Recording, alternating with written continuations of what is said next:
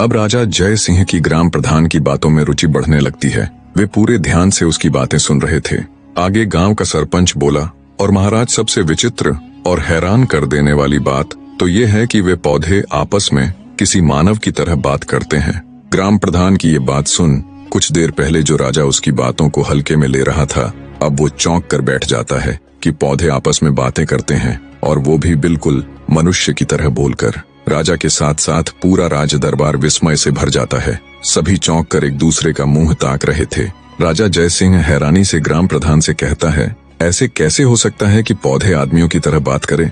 ठीक है प्रधान जी, अब ये भी बता दीजिए कि वो पौधे आखिर बात क्या करते हैं? प्रधान जी राजा को जवाब देते हुए कहते हैं कि महाराज, जब भी कोई मनुष्य फूल तोड़ने के लिए चंपा के पौधे की तरफ हाथ बढ़ाता है तो चंपा के पौधे से आवाज आती है कि बांस भैया, गांव के ग्रामीण फूल तोड़ने के लिए आए हैं, इनको फूल दूं या लगूं आकाश। इसके बाद उन बांस के पौधों से आवाज आती है, नहीं बहना, लगो आकाश। और उसके आगे का तो मैंने आपको बताया ही है महाराज कि चंपा की डालियां इतनी ऊंची होती चली जाती हैं कि उनसे फूल तोड़ना असंभव है, परंतु सुबह जमीन में अपने आप अत्यंत सुगंधित फूल बिखरे हुए मिलते हैं। पर आज तक कोई भी व्यक्ति उन फूलों को अपने हाथों से नहीं तोड़ पाया है। गांव के सरपंच की बात सुन राजा जय सिंह सोच में पड़ जाता है। फिर कुछ देर विचार कर वो अपने भरोसेमंद वजीर गौरीनाथ को बुलाकर उसे निर्देश देते हुए कहता है, मंत्री जी आप फौरन वहां जाओ और सच का पता लगाओ। वजीर गौरीनाथ जी महाराज कह तुरंत ग्राम प्रधान को साथ ले गांव के लिए चल पड़ता है।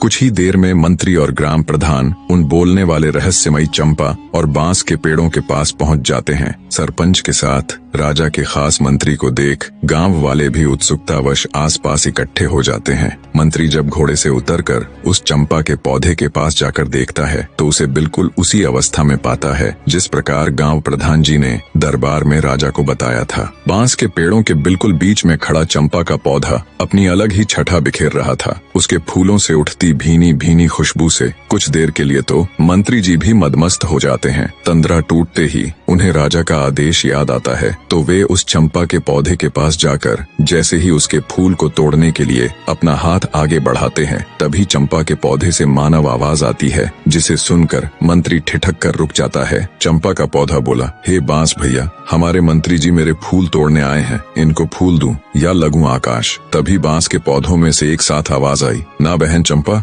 लग जा आकाश। ये तो वही मंत्री है जिनके ऊपर हमारी माँ की जिम्मेदारी थी, पर ये उसमें पूरी तरह विफल रहे, इसलिए ये आपके फूलों के कतई हकदार नहीं है बहना। बिल्कुल स्पष्ट और साफ आवाज में पौधों की वार्तालाप सुन मंत्री एकदम सन्न रह जाता है। उसके आश्चर्य का कोई ठिकाना नहीं था। हक्के